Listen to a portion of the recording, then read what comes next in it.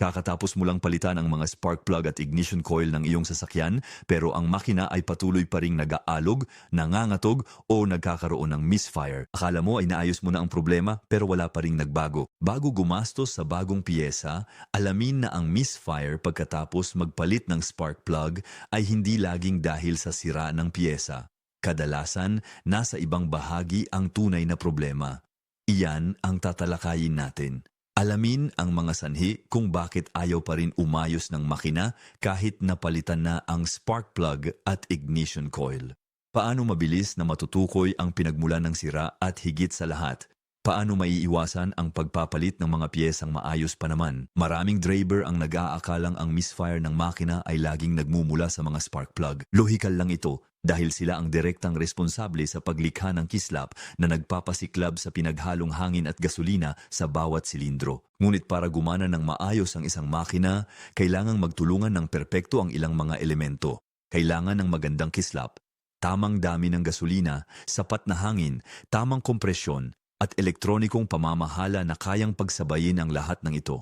Kung isa lang sa mga elementong ito ang may problema, maaaring magpatuloy ang palya ng makina kahit na bago pa lang ang mga spark plug at ignition coil. Kaya ang unang pagkakamali ay ang pag-aakalang ang mga bagong spark plug ay automatikong magtatanggal ng lahat ng problema sa pag-aapoy. Sa kasamaang palad, hindi ito ganoon kasimple. Maaaring magpatuloy ang pagtakbo ng makina sa 3 silindro lang, mawala ng lakas o manginig ng malakas kahit na bago ang mga spark plug. Isa sa mga pinakamadalas na sanhi ay ang problema sa supply ng gasolina. Ang mga injector ay may mahalagang papel dahil inispray nila ng eksakto ang tamang dami ng gasolina sa bawat silindro. Kapag ang isang injector ay marumi, bahagyang barado o hindi maayos ang takbo, ang timpla ay nagiging masyadong kulang o sobra sa gasolina. Resulta, hindi na nagaganap ng maayos ang combustion at ang apektadong silindro ay nagkakaroon ng palya. Marami ang nagpapalit ng spark plug gayong ang tunay na salarin ay ang injector na hindi na nag-i-spray ng maayos ng gasolina. Maaari ko ring maging sanhi ang presyo ng gasolina. Ang mahinang fuel pump, baradong fuel filter o sirang pressure regulator ay maaaring maging dahilan kung bakit hindi nakakatanggap ng sapat na gasolina ang makina, lalo na kapag nag-a-accelerate. Sa kasong ito, kahit na may bagong ignition system ang makina ay patuloy na magkakaroon ng pag-aalinlangan, pagkawala ng lakas at kung minsan ay biglang paghinto. Ang daloy ng hangin ay kasing halaga rin nito. Ang isang sobrang duming air filter ay lubos na nagpapababa sa dami ng hangin na pumapasok sa makina. Kapag kulang sa oksiheno, hindi magiging kumpleto ang combustion at bababa ang performance. Ang tagas naman sa intake circuit ay nakakalito sa computer at nakakaapekto sa timpla ng hangin at gasolina. Simpleng bitak sa hose o maling kabit pagkatapos ng maintenance ay sapat na para magdulot ng aberya sa takbo. Ang mga spark plug ay mabilis ding madumihan. Akala ng marami malinis ang bagong spark plug kahit libo-libong kilometro na ang tinatakbo. Gayunpaman, kung ang makina ay kumukonsumo ng langis dahil sa pudpod na piston rings o valve seals, ang mga bagong spark plug ay maaaring madumihan agad sa loob lang ng ilang daang kilometro. Ang patong ng langis o carbon sa electrode ay nagpapababa sa kalidad ng spark at agad na nagiging sanhi ng misfire. Madalas mapabayaan ang kondisyon ng langis. Ang lumang langis ay nawawalan ng bisa at nagdudulot ng latak sa makina. Maaari nitong madumihan at mapabilis ang pagkasira ng spark plugs. Kaya naman, mahalagang sundin ang tamang schedule ng pagpapalit ng langis. Ang mga ignition coil ay hindi rin laging may kasalanan. Kahit bago ang mga piyesa, ang maluwag na konektor, kinakalawang na terminal o sirang kable ay maaaring humarang sa boltahe patungo sa spark plug. Minsan, ang simpleng maling koneksyon ay sapat na para magdulot ng mga pagkaputol ng kuryente na mahirap tukuyin. Huwag kalimutan ang pagkakabit. Ang maluwag na spark plug ay nagdudulot ng hindi maayos na paglabas ng init na nagreresulta sa sobrang pag-init ng electrode. Sa kabilang banda, ang sobrang paghigpit ay maaaring makapinsala sa thread ng cylinder head o makaapekto sa paggana nito. Kaya, sundin ang torque setting ng manufacturer sa halip na humigpit base sa pakiramdam. Mahalaga rin ang tamang gap ng mga electrode. Kahit na ang ilang spark plug ay nakaset na mula sa pabrika, minsan ay nagbabago ang pagkakaset nito habang ibinabiyahe o hinahawakan. Ang masyadong malaking gap ay nangangailangan ng mas mataas na boltahe upang makalikha ng spark. Samantala, ang kulang na gap ay nagdudulot ng mahinang spark. Sa parehong kaso, maaaring pumalya ang makina lalo na kung naka-idle o mabilis ang arangkada. Mahalaga rin ang pagpili ng tamang part number. Ang dalawang spark plug ay maaaring magmukhang magkapareho sa labas pero magkaiba naman sa teknikal na aspeto. Haba ng thread, heat range, materyales ng electrode o internal resistance, bawat katangian ay angkop para sa isang partikular na makina. Maaring maging sanhi ng palya ang maling part number kahit maayos ang makina. Tandaan, may mga mekanikal na sira na nagdudulot ng sintomas na katulad ng sa ignition. Ang mababang compression na dulot ng mga gasgas na piston ring, balbulang hindi nagsasara ng maayos, problema sa timing o kahit sira na cylinder head gasket ay maaaring maging sanhi ng engine misfire. Sa ganitong sitwasyon, walang silbi ang pagpalit ng spark plug dahil nasa loob ng makina ang tunay na sira. Mas mainam ang sistematikong pagsusuri kaysa basta-bastang pagpalit ng piyesa. Paano malalaman kung ang misfire ay galing sa ignition system o sa iba? Obserbahan ng mabuti ang kilos ng sasakyan dahil madalas ay may pahiwatig ang mga sintomas. Kung nanginginig ang makina sa idle pero maayos naman habang tumatakbo, iba ang sanhi nito kumpara sa misfire tuwing mabilis na pag-arangkada. Sa parehong paraan, ang makina na mahirap paandarin kapag malamig, ngunit gumagana ng maayos kapag mainit na, ay hindi tumutukoy sa parehong mga sanhi gaya ng makina na laging kulang sa lakas. Ang engine light ay isa ring mahalagang mapagkukuna ng impormasyon. Kapag ito ay umilaw, ang computer ay karaniwang nagtatala ng isa o higit pang mga error code. Ang isang simpleng electronic diagnostic ay madalas na nakakatulong upang matukoy ang apektadong silindro o ang sistemang may anomalya. Hindi ito ganap na patunay, ngunit isa itong mahusay na panimulang punto upang maiwasan ang paghahanap ng walang katiyakan. Halimbawa, kung ang computer ay nagpapahiwatig ng misfire sa isang partikular na silindro, maaring makatulong na pagpalitin ang coil o spark plug ng silindrong iyon sa isa pa. Kung lumipat ang depekto, malamang na ang piyesa ang may kasalanan. Sa kabilang banda, kung ang misfire ay nananatili pa rin sa parehong silindro, dapat ituon ang pagsusuri sa injector, compression, air leak o isang mechanical na problema. Ang mga air leak ang mismong sanhi ng maraming maling diagnosis. Ang isang maliit na bitak sa intake hose, pudpod na manifold gasket o maluwag na koneksyon ay maaaring magpasok ng hangin na hindi nasusukat ng airflow meter. Mag-i-inject ang ECU ng maling dami ng gasolina kumpara sa hangin. Dahil dito, nagiging lean ang timpla, humihina ang combustion at nagkakaroon ng misfire lalo na kung naka-idle. Maaari ring maging sanhi ng problema ang airflow meter. Sinusukat ng sensor na ito ang dami ng hangin na pumapasok sa makina upang tumpak na mai-adjust ng computer ang injection. Kapag ito ay marumi o sira, ang impormasyong ipinapadala nito ay nagiging mali.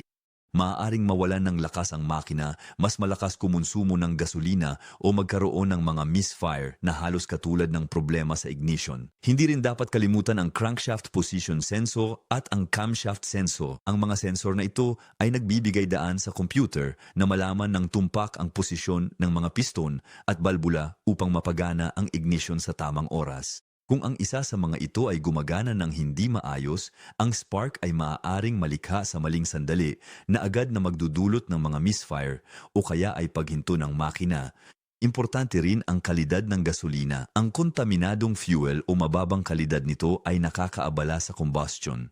Minsan pagkatapos magpagas, biglang nagkakaroon ng misfire kahit maayos naman ang takbo ng sasakyan bago ito. Bago magpalit ng mga mamahaling piyesa, minsan ay makabubuting itanong kung ang problema ba ay lumitaw pagkatapos lang magpagasolina. Ang halumigmig ay isa pang dahilan na madalas na hindi nabibigyang pansin. Pagkatapos maghugas ng makina, malakas na ulan o pagdaan sa malalim na tubig, ang halumigmig ay maaaring pumasok sa mga konektor ng mga coil o sa paligid ng mga spark plug.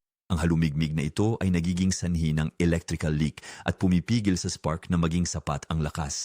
Minsan ay kusa ring nawawala ang problema kapag tuyong-tuyo na ang makina na lalong nagpapahirap sa pag-diagnose nito. Ang mga panginginig ng makina ay maaari ring magbigay ng mga pahiwatig kung ang pag-alog ay lalong malakas kapag naka-on ang aircon o kapag naka-idle ang makina. Posibleng ang isang pudpod na support ng makina ang nagpapalala sa mga panginginig na dulot na ng bahagyang palya sa pag-aapoy. Misfire. Marami ang nag-aakalang masama ang takbo ng makina, gayong ang bahagi ng panginginig ay nanggagaling lamang sa mga silent block. Apektado rin ng tambutso ang takbo ng makina.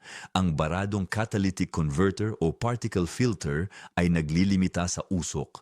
Ang back pressure na ito ay nakakaabala sa combustion na nagdudulot ng pagkawala ng lakas at palya, lalo na kapag bumibilis ang takbo. Pag-usapan naman natin ang iba't ibang uri ng spark plug. Ang mga klasikong modelong nickel ay malawakang ginagamit pa rin sa maraming sasakyan at nag-aalok ng magandang halaga para sa presyo nito. Gayunpaman, mas limitado ang itinatagal ng mga ito kumpara sa mga mas bagong teknolohiya. Ang mga platinum spark plug ay isang kapansin-pansing pag-unlad dahil sa mas mahusay na resistensya nito sa pagkapudpod. Pinapanatili nito ang mas matatag na agwat sa mas mahabang panahon at karaniwang nangangailangan ng mas kaunting maintenance. Ang mga iridium spark plug ang itinuturing na pinakamatagal na solusyon para sa maraming modernong makina ngayon. Ang kanilang napakakinis na mga electrode ay nangangailangan ng mas mababang boltahe upang makagawa ng malakas na kislap. Mas mahusay rin ang resistensya nito sa matataas na temperatura at sa pagkapudpod na dulot ng libu-libong pagsabog na nagaganap sa bawat silindro. Kailangan ba talagang palitan ang mga klasikong spark plug ng mga modelong iridium? Hindi naman kinakailangan. Kung dinisenyo ang makina para sa isang partikular na spark plug, sundin ang rekomendasyon ng tagagawa. Hindi gagawing mas malakas ng bagong spark plug ang makina. Sa halip, ang maling uri ay maaaring magdulot ng masamang epekto. Mahalaga rin na iwasan ang mga piyesang mababa ang kalidad. Sa internet, may ilang mga kopya na mukhang kamukhang-kamukha ng orihinal na modelo, ngunit gumagamit ng mga materyales na hindi gaanong matibay. Ang itatagal ng mga ito ay minsan nababawasan ng malaki at ang performance nito ay madalas hindi consistent. Ang matitipid sa pagbili ay maaaring mabilis na maging aberya na mahirap i-diagnose pagkalipas ng ilang libong kilometro. Panghuli, tandaan na regular maintenance ang susi para hindi pumalya ang makina. Ang pagsunod sa schedule ng pagpapalit ng filter, langis, at spark plugs, pati ang mabilis na pag-aksyon sa mga sintomas ay makakaiwas sa magastos na repair.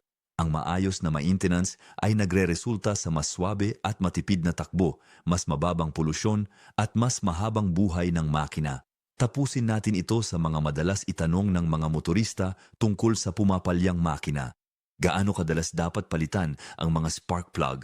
Walang iisang sagot dito dahil nakadepende ang lahat sa teknolohiyang ginamit at sa mga rekomendasyon ng manufacturer. Ang mga karaniwang spark plug ay karaniwang may haba ng buhay na nasa pagitan ng 30,000 hanggang 60,000 kilometro, habang ang mga modelong platinum o iridium ay maaaring lumampas sa 100,000 kilometro sa ilang mga makina. Gayunpaman, ang mga halagang ito ay nagsisilbi lamang na gabay. Kung ang iyong sasakyan ay madalas gamitin sa lungsod, madalas bumiyahe ng malapit o nagmamaneho sa mahihirap na kondisyon, maaaring mas mabilis ang pagkasira nito. Pinakaligtas ang laging sumunod sa maintenance schedule ng iyong modelo. Paano malalaman kung malapit na masira ang mga spark plug? Maraming senyales ng babala. Mahirap mag-start ang makina lalo na kung malamig, hindi pantay ang idle, mabagal ang arangkada at tumataas ang konsumo sa gasolina. Maaari ring makaramdam ng vibration, pagkawala ng lakas o pag-ilaw ng engine warning light. Sa ilang mga kaso, lumilitaw lamang ang problema kapag mabilis ang pag-arangkada o kapag pinupuwersa ang makina. Maraming impormasyon ang makukuha sa visual na inspeksyon ng spark plug. Kapag pudpod na ang electrode, dapat na itong palitan. Ang maitim at may uling na spark plug ay senyales naman ng masyadong rich na timpla o hindi kumpletong pagkasunog. Kapag may langis, senyales ito ng labis na pagkonsumo o pagkapudpod sa makina. Ang sobrang puting electrode naman ay indikasyon ng masyadong lean na timpla o mataas na temperatura. Ang spark plug ay bintana sa loob ng silindro, kaya huwag lang magpalit kapag sira na. Gayunpaman, kung pareho na ang mileage ng mga spark plug, mas mainam na palitan ang buong set. Nakakatulong ito para maging pantay ang takbo ng makina at maiwasan ang pagkasira ng ibang plug sa hinaharap. Kailangan din bang palitan ang mga ignition coil kasabay ng mga spark plug? Hindi kailangan. Kung maayos ang takbo ng mga coil, huwag palitan ng maaga. Pero kung may senyales na ng paghina o kumpirmadong sira na ayon sa diagnostic, kailangan na itong palitan. Sa mga sasakyang mataas ang mileage, mainam na sabay palitan ng spark plug at coil para iwas balik sa talyer. Isa pa, nagkakaroon ba ng misfire ang diesel engine dahil sa spark plug? Ang sagot ay hindi. Di tulad ng gasolinang makina, ang diesel engine ay walang spark plug. Ang combustion ay dulot ng matinding kompresyon ng hangin sa cylinder. Ginagamit lang ang glow plug para mapadali ang pag-start kapag malamig ang makina. Kung ang isang diesel engine ay nakakaranas ng palya, ang sanhi nito ay nasa ibang bahagi. Ang mga injektor ang isa sa mga unang dapat suriin. Sa paglipas ng panahon, maaari silang madumihan, mag-spray ng gasolina ng hindi pantay o magkaroon ng internal na tagas. Ang maling pag-spray ay agad na nagdudulot ng hindi perpektong combustion at pag-vibrate ng makina. Dapat ding suriin ang presyo ng gasolina. Ang mahinang high-pressure pump, baradong fuel filter o problema sa fuel system ay maaaring magdulot ng kakulangan sa gasolina lalo na kapag mabigat ang load ng makina. Ang EGR valve ay nangangailangan din ng espesyal na atensyon. Ang tungkulin nito ay muling ipasok ang bahagi ng mga exhaust gas sa intake upang mabawasan ang mga nakalalasong emisyon. Kapag ito ay nagbara, maaari itong manatiling bahagyang nakabukas at makagulo sa mixture na pumapasok sa makina. Ang mga epekto nito ay kilala na. Pagkawala ng power, usok, hindi maayos na takbo at kung minsan ay pagpalya. Ang mga modernong diesel engine ay nilagyan din ng maraming electronic sensor. Ang maling impormasyon mula sa pressure sensor, temperature sensor o mass airflow sensor ay maaaring magpabago ng lubusan sa pamamahala ng makina kahit na walang sira sa anumang mekanikal na piyesa. Dito rin ang electronic diagnostic ay madalas na nakakatulong upang makatipid ng mahalagang oras. Anuman ang uri ng makina ng iyong sasakyan, ang pagpapalit ng mga piyesa ng walang basehan ay bihirang maging isang magandang estratehiya. Maraming may-ari ang sunod-sunod na nagpapalit ng mga spark plug, ignition coil, injector o kahit ang mass airflow sensor nang hindi man lang nareresolba ang sira. Mas magastos ang paraang ito kaysa sa sistematikong diagnostic. Pinakamainam na gawin ito ng hakbang-hakbang, magsimula sa pagkuha ng mga posibleng error code. Pagkatapos, suriin ang kondisyon ng mga spark plug, ignition coil, connector, at mga electrical harness. Suriin ang air filter, intake system, fuel pressure, mga injector, at maghanap ng anumang posibleng singaw ng hangin. Kung walang anomalya, suriin ang cylinder compression para masigurong walang sira sa loob ng makina. Tandaan, ang maling maintenance ay sanhi ng maraming problema. Ang huling pagpalit ng langis at napabayaang filter ay nagpapabilis sa pagdumi ng makina at nagpapataas ng panganib ng pagkasira. Sa kabilang banda, ang regular na maintenance ay nagbibigay ng mas mahusay na performance, mas matipid sa gasolina at iwas gastos sa sira. Sa madaling salita, kung ang iyong makina ay patuloy na pumapalya pagkatapos palitan ang mga spark plug at ignition coil, huwag agad maghinuha na sira ang mga bagong piyesa. Ang problema ay maaaring magmula sa fuel system, singaw ng hangin, baradong injector, sirang sensor, mahinang compression, depektong elektrikal o kahit simpleng pagkakamali sa pagkakabit. Gamit ang lohikal na pagsusuri, mas mabilis mong matutukoy ang sanhi ng sira at maiiwasan ang pagpalit ng mga piyesang maayos pa. Ang makina ay isang sistemang may perpektong pagtutulungan ng mga bahagi. Kapag pumalya ang isa, nakakalito ang mga sintomas na lalabas.